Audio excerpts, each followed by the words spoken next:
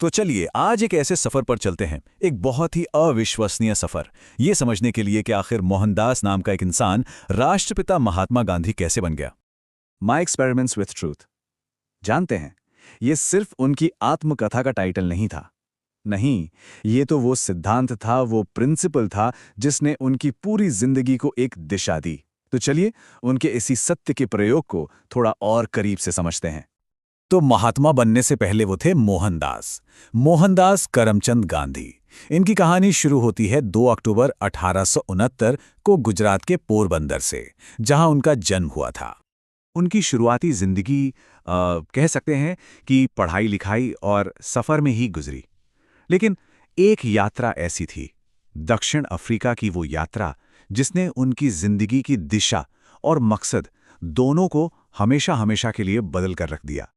तो हुआ ये कि दक्षिण अफ्रीका में गांधी जी का सामना एक ऐसी कड़वी सच्चाई से हुआ जिसने सच में उनकी आत्मा को झकझोर कर रख दिया।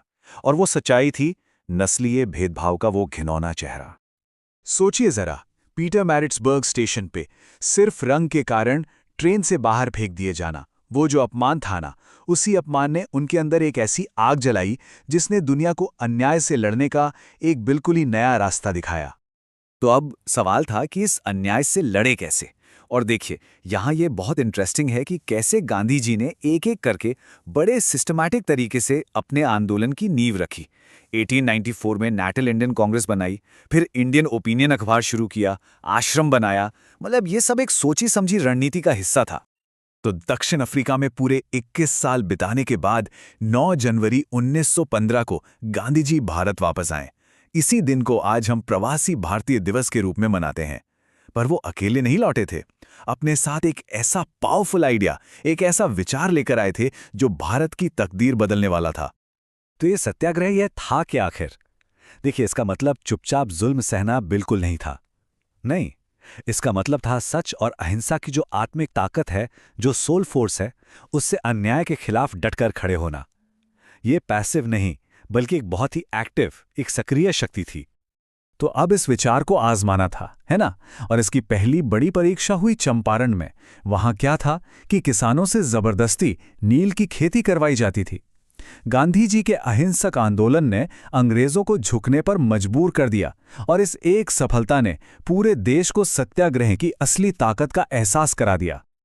और पता है, चंपारण की इसी जबरदस्त जीत के बाद गुरुदेव रविंद्रनाथ टैगोर ने उन्हें पहली बार महात्मा यानी ग्रेट सोल कहकर पुकारा।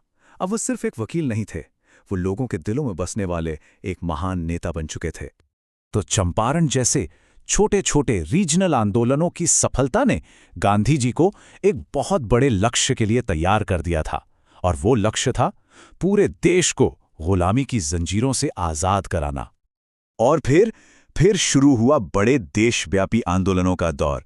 1920 का असहयोग आंदोलन, 1930 का सविनय अवज्ञा आंदोलन और 1942 का भारत छोड़ो आंदोलन। ये आज़ादी की लड़ाई के वो 3 सबसे बड़े, सबसे महत्वपूर्ण पड़ाव थे जिनका नेतृत्व गांधी जी ने किया। लेकिन एक बात समझनी बहुत जरूरी है, गांधी जी के लिए उनके सिद्धांत सबसे ऊपर थे। जब चौरी चौरा में हिंसा भड़क गई तो उन्होंने एक पल भी नहीं सोचा और पूरे देश में जोरों पर चल रहे असहयोग आंदोलन को वापस ले लिया। उनके लिए अहिंसा का सिद्धांत किसी भी जीत से कहीं ज्यादा जरूरी था। 388 किलोमीटर, सोचिए, 388 किलोमीटर्स। 1930 में गांधी जी ने अपने 78 साथियों के साथ साबरमती आश्रम से दांडी के समुद्र तट तक की ये लंबी यात्रा पैदल ही तय की। और वहां पहुंचकर हाथ में सिर्फ एक मुट्ठी नमक, बस एक मुट्ठी नमक उठाकर उन्होंने दुनिया के सबसे बड़े साम्राज्य को चुनौती दे डाली। ये सिर्फ नमक नहीं था, नहीं, ये अंग्रेजी हुकूमत को एक खुली चुनौती थी। एक ऐसा सिंबॉलिक एक्ट जिसने लाखों हिंदुस्तानियों के स्वाभिमान को जगा दिया। और फिर आया 1942 का वो साल, वो दौर, जब गांधी जी ने देश को एक निर्णायक, एक फाइनल नारा दिया, करो या मरो, डू और डाई। ये आजादी की लड़ाई का आखिरी और सबसे बड़ा ऐलान था। तो आजादी तो मिली, लेकिन गांधी जी की विरासत, उनकी लेगेसी, वो सिर्फ भारत की आजादी तक ही सीमित नहीं है। चलिए अब ये समझते हैं कि उनके विचारों का, उनके काम का पूरी दुनिया पर कितना गहरा असर हुआ है। अक्सर हम गांधी जी को सिर्फ आंदोलनों से जोड़कर देखते हैं, पर वो एक बहुत प्रोलिफिक राइटर भी थे।